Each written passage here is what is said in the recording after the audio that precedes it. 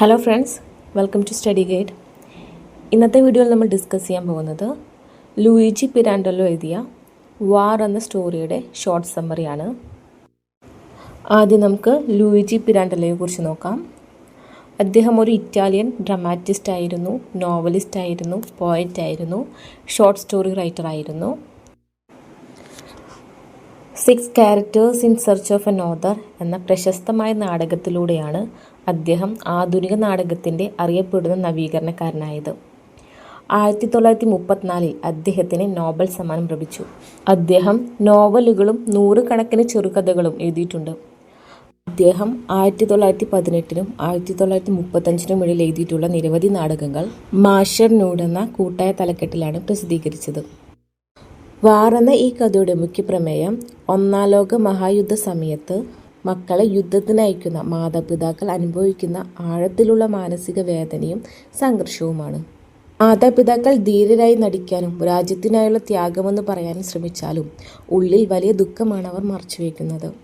ഒരു മകനെ നഷ്ടപ്പെടുന്നത് ഏത് മാതാപിതാവിനും സഹിക്കാനാകില്ലെന്നും സ്നേഹം ദേശസ്നേഹവാചകങ്ങളെക്കാൾ ശക്തമാണെന്നും ഈ കഥ പറയുന്നു.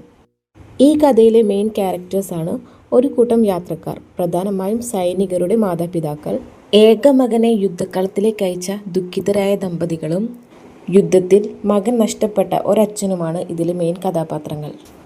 വാർ എന്ന ഈ കഥ തുടങ്ങുന്നത് ഒന്നാം ലോക മഹായുദ്ധ സമയത്ത് ഒരു ട്രെയിനിൽ വെച്ചാണ്. യുദ്ധകാലത്ത് റോമിൽ നിന്ന് സുൽമോനയിലേക്കുള്ള യാത്രയിലാണ് കഥാപാത്രങ്ങൾ. ഫാബ്രിയാനോ സ്റ്റേഷനിൽ ഒരു രാത്രി യാത്രക്കാർ കാത്തിരിക്കുന്നു. ഒരു വലിയ തടിച്ചിട്ടുള്ള സ്ത്രീയും അവളുടെ ചെറിയ ഭർത്താവും ട്രെയിനിൽ കയറുന്നു. ആ സ്ത്രീ വളരെ ദുഃഖിതയാണ്. കാരണം അവരുടെ ഒരേയൊരു മകൻ യുദ്ധത്തിനായി പോയിരിക്കുന്നതായി അവളുടെ ഭർത്താവ് മറ്റുള്ളവരോട് പറയുന്നു. അവരുടെ മകൻ മാത്രമാണ് ജീവിതത്തിലെ ഏക സന്തോഷമെന്നും അവൻ്റെ വിടപറച്ചിൽ അവരെ വളരെ വേദനിപ്പിക്കുന്നുവെന്നും അയാൾ പറയുന്നു. സ്ത്രീ സ്വന്തം മുഖം മറച്ചുകൊണ്ട് കരയുന്നു. മറ്റു യാത്രക്കാർക്കും യുദ്ധത്തിൽ മക്കളുണ്ട്. അവർ ആ സ്ത്രീയെ ആശ്വസിപ്പിക്കാൻ ശ്രമിക്കുന്നു. അവരുടെ സ്വന്തം മക്കളും യുദ്ധത്തിൽ പങ്കെടുത്തതായും അത് ദേശത്തിനായി ചെയ്യുന്ന സേവനമാണെന്നും അവർ പറയുന്നു. ഒരു സ്ത്രീ പറയുന്നു, തൻ്റെ മകൻ യുദ്ധത്തിൻ്റെ ആദ്യ ദിവസം തന്നെ പോയി. 2 തവണ പരിക്കേറ്റു. വീണ്ടും യുദ്ധത്തിലേക്ക് അയച്ചു. അവർക്ക് മക്കളെ സ്വന്തമായി വേണ്ട, ദേശത്തിനു വേണ്ടിയാണ് എന്നും അവർ പറയുന്നു.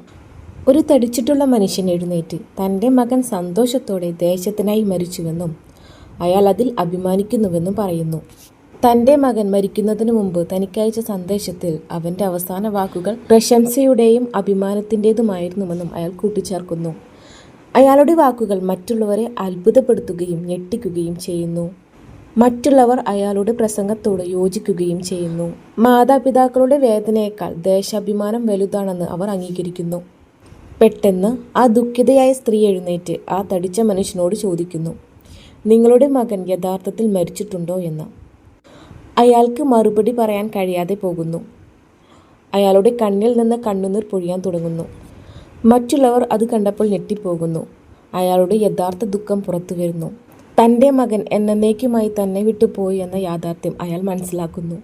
അയാൾ പൊട്ടിക്കരയുന്നു. ദേശാഭിമാനത്തിൻ്റെ മറവിൽ മറച്ചുവെച്ച വേദന പ്രകടമാകുന്നു. അങ്ങനെ ഈ കഥ അവസാനിക്കുന്നു.